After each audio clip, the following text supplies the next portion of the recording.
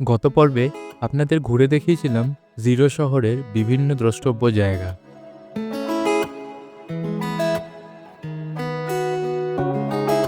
এই পর্বে থাকছে আমাদের জিরো থেকে ইটানগর হয়ে গৌহাটি ফিরে যাওয়ার গল্প এবং গৌহাটি থেকে অবশেষে আমাদের বাড়ি ব্যাঙ্গালোর ফিরে আসার গল্প।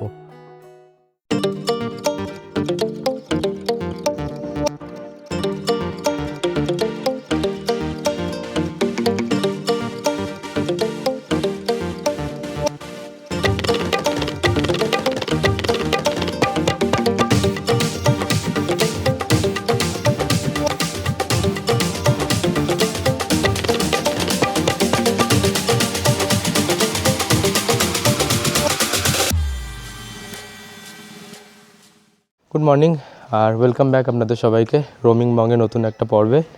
আজকে এই গোটা সিরিজটার একটা শেষ এপিসোড। আমরা বেরোচ্ছি জিরো থেকে। এখন বাজে হচ্ছে 8:30। 8:30 পুরো বাজেনি, 8:30 10-15 মতন বাজে। আর আমরা যাব আজকে আমাদের গন্তব্য গৌহাটি। কাল আমাদের ওখান থেকে রিটার্ন ফ্লাইট আছে। আমরা ব্রেকফাস্ট করে নিলাম এখানেই, হোটেলে আমাদের কমপ্লিমেন্টারি ব্রেকফাস্ট ছিল। তো পুরি সবজি জুস চা সব খেয়ে ফেলেছি, পেট ভর্তি। এখন একদম সোজা দাঁড়াবো আসাম ঢুকে তেজপুর বর্ডারে লাঞ্চ করতে দাঁড়াবো। মাঝে আর কোথাও দাঁড়াবো না। ঋদ্ধিকে পেট ভরিয়ে খাইয়ে দেওয়া হয়েছে। ঋদ্ধির মন খুশ। ঋদ্ধি এখন হাঁটছে মার সাথে। ঋদ্ধি চলো, let's get into the car. চলো চলো চলো, চলুন তাহলে আর দেরি না করে বেরিয়ে পড়া যাক গৌহাটির উদ্দেশ্যে। আমাদের সিরিজটা ফাইনালি শেষ, আজকে লাস্ট এপিসোড। গাড়িটার খুব ময়লা অবস্থা হয়েছে। এখন জানি না আজকে গিয়ে বাম্পারটার জন্য কি বলবে, কত টাকা চাইবে, দেখা যাক। চলুন বেরোনো যাক। দেরি হয়ে গেল অনেকটা। ভেবেছিলাম 7টা 7:30 বেরিয়ে যাব, কিন্তু ব্রেকফাস্টটা দিতে দেরি করলো বলে একটু দেরি হয়ে গেল। চলুন তাহলে।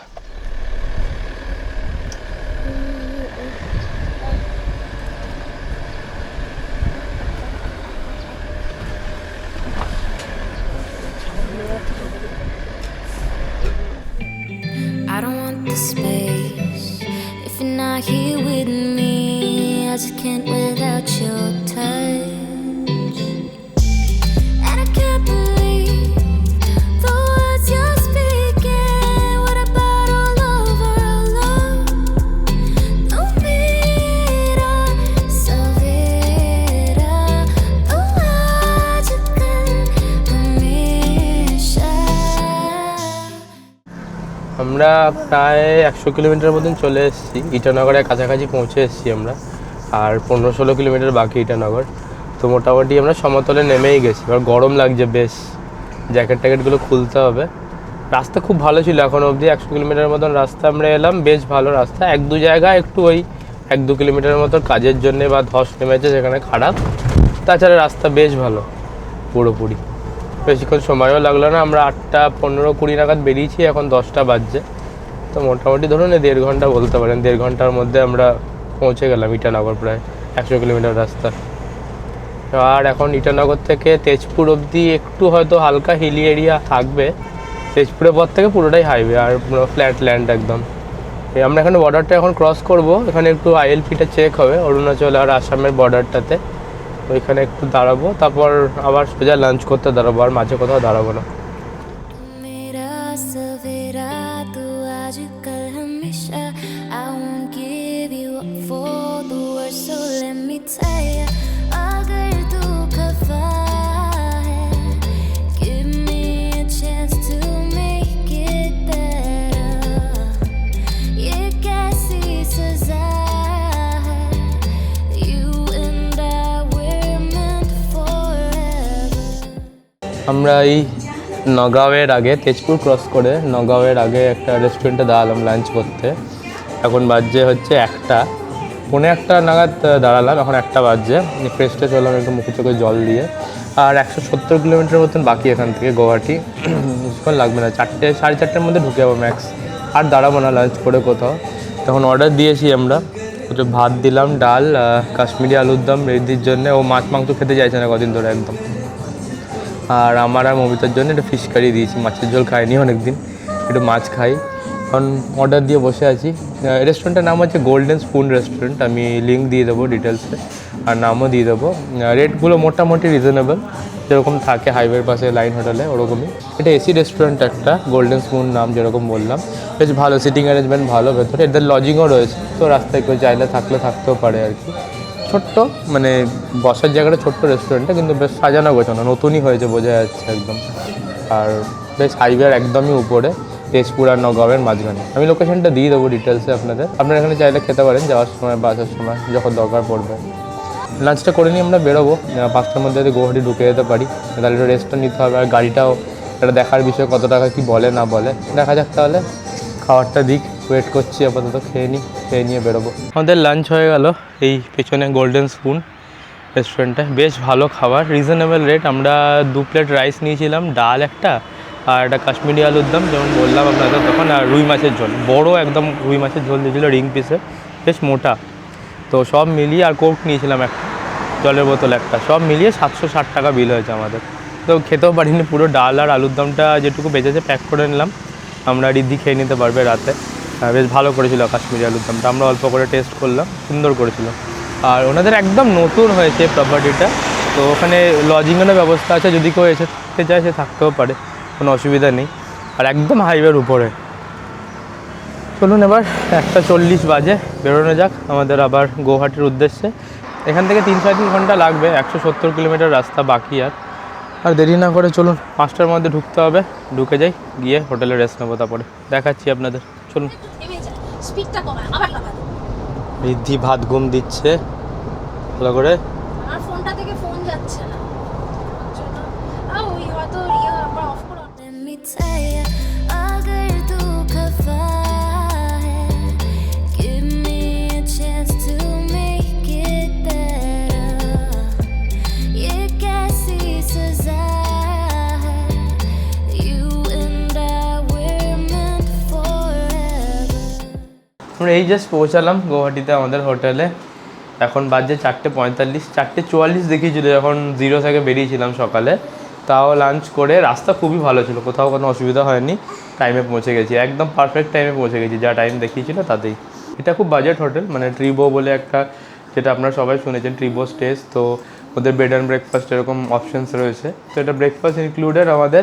আর এক রাতের জন্য ঠিকই আছে, মানে দেখাচ্ছি রুমটা আপনাদের, ছোটো রুম একটা, কিন্তু পরিষ্কার পরিচ্ছন্ন, নিট অ্যান্ড ক্লিন একদম। আর আমাদের একটা ব্রেকফাস্ট নিয়ে, ট্যাক্স নিয়ে পড়েছে 2100 টাকার মতন 1 নাইট। কালকে আমাদের ফ্লাইট 1:30টার সময়, তো আমরা একবার ব্রেকফাস্ট করে স্নান টান করে 10:30-11টা নাগাদ বেরোবো এখান থেকে, তাড়াহুড়ো নেই কোনো, আরামসে খেয়ে দিয়ে বেরোবো। তো এই হচ্ছে এন্ট্রেন্স, দরজা দিয়ে ঢুকে এরকম একটা টিভি ইউনিট, একটা টেবিল আছে, ওয়ার্ক ডেস্ক, জল, কেটলি, টি কফি জিনিস সবই দেওয়া, সেট টপ বক্সও দেওয়া, আমরা লাগেজ রেখে দিয়েছি অলরেডি। একটা ছোট্ট মিনি ওয়ার্ড্রোব আছে, এটা নামে 2 ডোর, কিন্তু এটা 1 ডোরই বলা চলে। এটা বেড কিটা কিং সাইজ বেড দিয়েছে একটা, একজন গাড়িতে ভালো করে 2-2.5 ঘন্টা ঘুমিয়ে নিয়েছে, এবার এক্সারসাইজ করছেন বিছানার উপরে। এসি দিয়েছে, আর ইন্টারকম, এখানে একটা মিরর, আর এইখানে হচ্ছে বাথরুম, বেশ পরিষ্কার পরিচ্ছন্ন ওয়াশরুম, বড় ওয়াশরুম একদম। টয়লেট্রিজ নেই, আর বাজার হোটেলেট এক্সপেক্ট করাটাও ভুল, কিন্তু টি কফির সরঞ্জাম যখন দিয়েছে আমার মনে হয় টয়লেট্রিজ দেওয়াটা উচিত। টয়লেট্রিজ আছে? কোথায় আছে? ও এখানে হ্যান্ড ওয়াশ আছে, আর ওইখানে শাওয়ার জেল আছে। ডেন্টাল কিট ফিট দেয়নি, যেটা খুব কম জায়গাতেই দেয়। হাঁপিয়ে গেছো? জল খাবে এবার, হাঁপিয়ে গিয়ে। তো পৌঁছালাম আমরা, এবার ফ্রেশ ট্রেশ হয়ে স্নান করি। এবার আসল পরীক্ষা, গাড়িটা নিতে এলে কি বলে দেখে, সেটা দেখতে হবে, কত টাকা চায় না চায় দেখা যাক। আর এবার তো আর কোনো কিছু করণীয় নেই, খেয়ে দেয়ে নিয়ে একটু চা খাই আপাতত, স্নান টান করে রেস্ট নেব। রেস্ট নিয়ে রাতের ডিনার করে ঘুমিয়ে কালকে আমাদের গৌহাটির ফ্লাইট, এখান থেকে যাব আমরা আগরতলা থেকে আমাদের কানেক্টিং ফ্লাইট আছে ব্যাঙ্গালোরে, দেখাবো আপনাদের। আর আপাতত একটু রেস্ট নিই, ফ্রেশ ট্রেশ হই। গুড মর্নিং আপনাদের সবাইকে। আজকে 7th মে, কাল রাতে আর ভিডিও করার সুযোগ পাইনি, এত ঘুম পেয়েছিল, খেয়ে দিয়ে ঘুমিয়ে গেছি। কালকে গাড়ি তো নিতে এসেছিলো সন্ধ্যেবেলা, প্রচুর টাকা বেরিয়ে গেল। আমি এই দুটো নাম আপনাদের দিয়ে দেবো এখানে ভিডিওতে, মানে এরকম ভুল করবেন না। গৌহাটি থেকে আর সেলফ ড্রাইভ কার নেওয়া যাবে না, মানে পুরো নিঃস্ব করে দিল আমাকে। সেদিনকে 3000 বলে 3,500 নিল, কালকে এসে বলছে এখানে স্ক্র্যাচ ওখানে স্ক্র্যাচ, আরে একটু তো স্ক্র্যাচ লাগবেই। লোকে অফরোডিং করতে গেলে, গাড়ি ভাড়া নিয়ে গেলে এদিক ওদিক, আপনার স্ক্র্যাচ মানে কীরকম, সেগুলোই ধরুন গাছের পাতা লেগেছে কিছু, ঠিক আছে, একটু ডাল লেগেছে, সেগুলো মানে খুব হালকা, ওগুলোর জন্য বলছে পুরো পেন্ট করতে হবে আমাকে 5,000 টাকা 5,500 টাকা এরকম পুরো করে 3টে দরজা 9,000 12,000 টাকার মতো নিল। এক্সট্রা কিলোমিটার আমি এত জায়গায় কার রেন্ট নিয়েছি, সব জায়গায় হয় পার ডে যেটা হয়, টোটাল মিলিয়ে 6 দিন বা 7 দিনে তার থেকে এক্সট্রা যেটা হয় সেই কিলোমিটারটা নেয়। ও বলছে আমাকে প্রতিদিনে 200 কিলোমিটারের এক্সট্রা যেটা হচ্ছে, মানে ধরুন 600 কিলোমিটার আপনি চালিয়েছেন, 200 কিলোমিটারের এক্সট্রা 400 কিলোমিটার প্রথম দিনে, সেই 400 আলাদা, আবার সেকেন্ড দিনের ওরকম আলাদা। আমি জীবনে দেখিনি এরকম। অনেক দরাদরি করে লাস্টে ওটা মানে টোটালের উপরেই করেছে, যেটা এক্সট্রা কিলোমিটার হয়েছিল আমার ওটা নিয়েছে। তাও সেটা পার কিলোমিটার 20 টাকা করে বলছে, সেটা দরাদরি করে 15 টাকা করে করা হয়েছে। তো এই হচ্ছে কথা। এবার ডকুমেন্টস কালকে আমাকে দিয়ে যায়নি, আমিও ভুলে গেছি চাইতে। আজকে আবার সকালে আসছে, আবার বলছে নিচের মাঠগার্ডটা ভেঙে গেছে, ডান দিকেও একটু পেন্ট করতে হবে, করে আরও 7-8 হাজার টাকা আমার লাগবে আপনার। এবার আমি তো ফেসে গেছি, কিছু করার নেই, আমার পাসপোর্ট ওর কাছে জমা, সব কিছু জমা নিতে হবে, কিছু করার নেই। আসছে নিয়ে আমরা এখন ব্রেকফাস্ট করতে যাচ্ছি। আমাদের কমপ্লিমেন্টারি ব্রেকফাস্ট ছিল আজকে এখানে। এই যে রিদ্ধি আর অমিতা দাঁড়িয়ে রয়েছে। প্রচণ্ড মানে খারাপ লাগছে, এতগুলো টাকা ফালতু বেরিয়ে যাচ্ছে এইভাবে, তো কিছু করার নেই, এখন বাড়ি ফিরতে হবে, ফেসে গেছি আমরা। চলুন ব্রেকফাস্টটা করে নিই। আমি চলে এসেছি এয়ারপোর্টে। খুব বাজে অভিজ্ঞতা হলে গাড়ি রেন্টিংটা নিয়ে এখানে আমার প্রায় 60 থেকে 65 হাজার টাকার মধ্যে চলে গেল।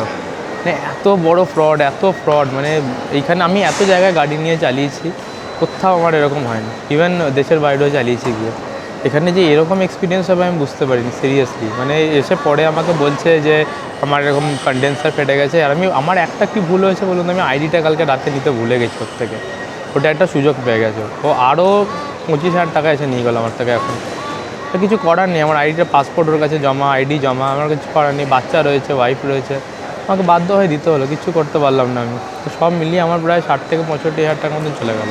আর কি বলুন তো, খুব মিষ্টি ভাষী, মানে আপনার সঙ্গে রাগ করে বলবে না, কিন্তু বুঝিয়ে দেবে যে আপনি যদি না দেন তাহলে ওরা কী করতে পারে, এরকম একটা ব্যাপার। তো কি বলবো, কিছু বলার নেই। তো আমি ভুল করছি, আপনারা করবেন না। আমি ভুল করলে তবেই তো আপনারা সেটা শুধরাবেন। তো বলে দিলাম, আমি তাদের ডিটেলসও এখানে দিয়ে দেবো।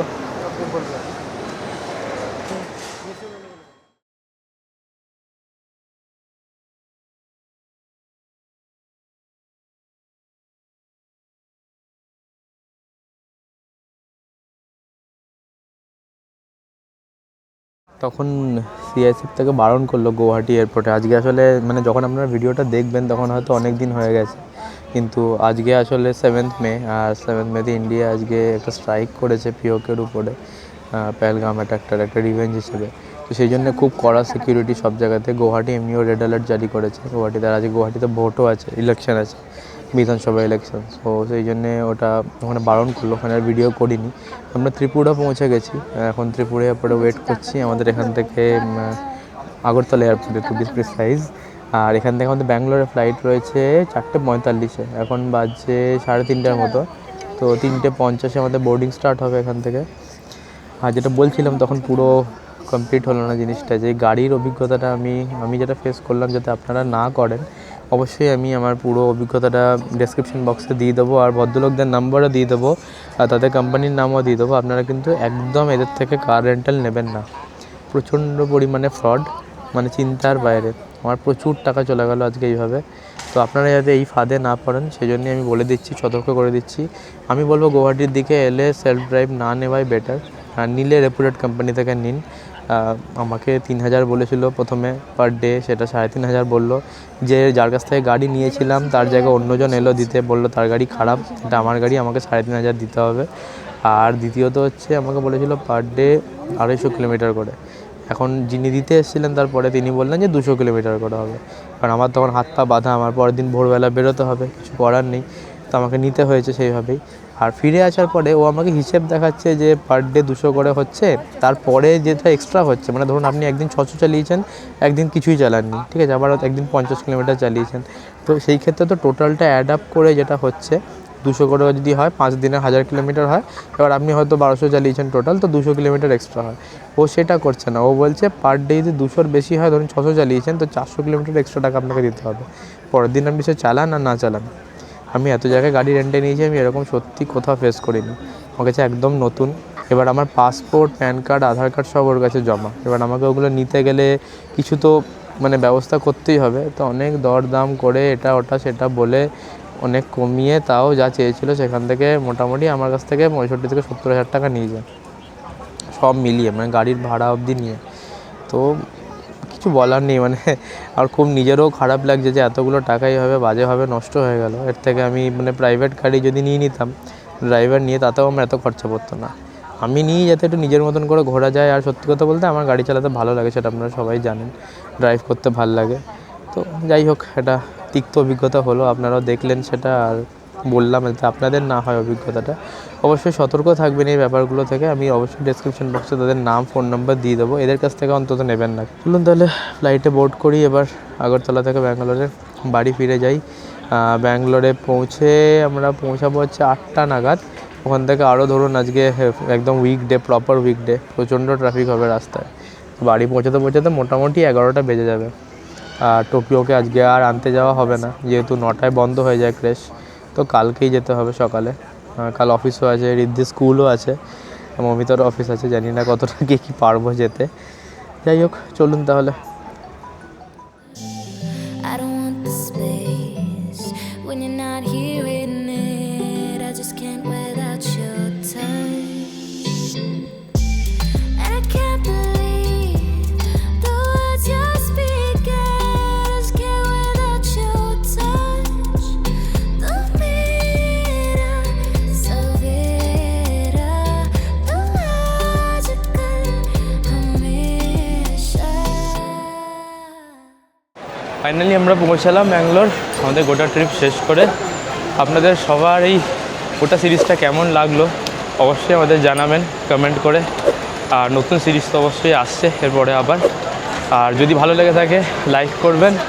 আর এখনও যারা সাবস্ক্রাইব করেননি এই সিরিজটার পরে, আশা করি ভালো লেগে থাকলে সবাই সাবস্ক্রাইব করবেন। ভালো থাকবেন সবাই, সুস্থ থাকবেন। Good night. বাই বলে দাও সবাইকে, গুড নাইট বলে দাও। রিদ্ধি টাটা করে দাও, টাটা। চলুন, গুড নাইট। Say